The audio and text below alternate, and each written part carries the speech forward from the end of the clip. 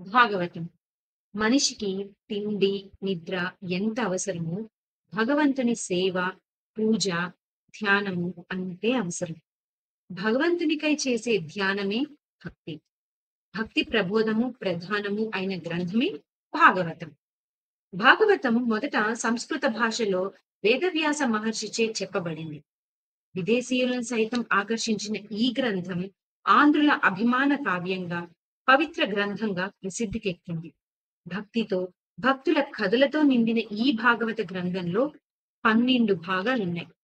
ఆ భాగాలను స్కంధాలు అని అంటారు. భాగవతంలో సుమారుగా 9,000 పద్య గద్యాలు ఉన్నాయి. మరాఠీ, వంగ, ఒరియా, హిందీ, అస్సామీ మున్నగు ఎన్నో భాషల్లోకి అనువదింపబడినవి. ఈ భాగవతంలోని పద్యాలన్నీ పంచదార గుళికలుగా భక్తి రసంతో నిండి ఉండటమే కాక అలతి అలతి తెలుగు పదాలతో నిండి చదవటానికి ఇంకా ఇంకా మళ్ళీ మళ్ళీ చదవాలనే కోరికను పెంచుతుంది. చదవటానికి చాలా తేలికగా, సులభంగా గుర్తుంచుకునేందుకు వీలుగా భాగవత పద్యాలు ఉంటాయి. చదివిన కొద్దీ మనసుకు ప్రశాంతతనిస్తాయి. అందుకే ఆంధ్రదేశంలోని పండితుడైన పామరుడైన ఒక్క భాగవత పద్యమైన రానివాడుండడు. చేతులారంగా శివుని పూజింపవలెనని, నోరు నవ్వంగా హరికీర్తి నుడవవలెనని అంటూ శివుడు, విష్ణువు వేరువేరు కాదని, దేవుళ్ళంతా ఒకటేనని భగవద్భక్తిని ప్రబోధిస్తుంది భాగవతం. ఓయమ్మా, నీ కుమారుడు మా ఇండ్లను పాలు పెరుగు మనలియడమ్మా అంటూ పాలు, పెరుగు, వెన్నలను అమ్ముకునే గోపికలు కృష్ణుని తల్లి అయిన యశోదకు చాడీలు చెప్పటం. నల్లనివాడు పద్మనయనంబులవాడు అంటూ కృష్ణుణ్ణి వర్ణిస్తూ, ఓ మల్లియలారా, మీ పొదల మాటున లేడు గదమ్మా చెప్పరే అంటూ బతిమలాడుతూ అడగటం. శకటాసురుణ్ణి చంపటం, కాళీయుడనే సర్పం యొక్క గర్వాన్నణిచి గోవులను రక్షించటం వంటి ఘట్టాలతో కూడిన శ్రీకృష్ణ లీలలు భాగవతంలో ఉన్నాయి.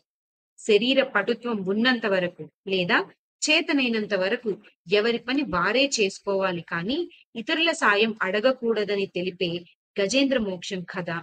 దేవుడనేవాడు అక్కడా ఇక్కడా అని కాక సర్వత్రా ఉన్నాడని, నమ్మిన దానిని ఎన్ని కష్టాలొచ్చినా విడువరాదని తెలిపే ప్రహ్లాదుని కథ వంటి కథలు ఈ భాగవతంలో కోకొల్లలుగా ఉన్నాయి.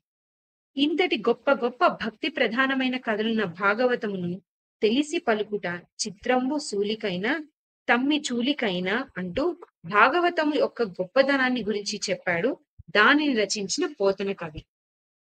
పోతన ఇప్పటికి సుమారు 600 సంవత్సరాల క్రితం జీవించి ఉన్నాడు. నిజ జీవితంలో ఇతడు పరమ భక్తుడు. నిరుపేదగా పర్ణశాలలో నివసిస్తూ పొలమును దున్నుకొని బతికిన రైతు బిడ్డ. అతడు ఏ గురువు వద్ద విద్య నేర్వలేదు. అయితేనేమి, అతడు పుట్టు కవి అని చెప్పుకోవాలి.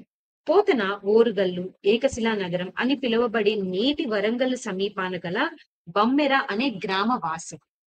పోతన జీవించిన నాటి కాలంలోని కవులు తాము రచించిన కావ్యాలను రాజులకు అంకితమిచ్చేవారు. కానీ పోతన రాజుల సేవ నరకతుల్యమని భావించాడు. సత్ప్రవర్తనతో, భక్తి ప్రబోధించు కథలతో, సాహితీ ప్రతిభతో తాను రాసిన భాగవతాన్ని హరికి అంకితమిచ్చాడు.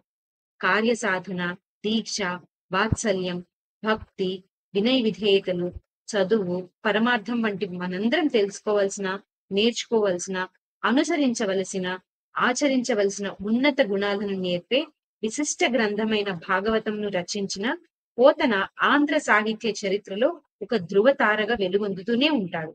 సహజ పండితుడిగా కీర్తి పొందాడు.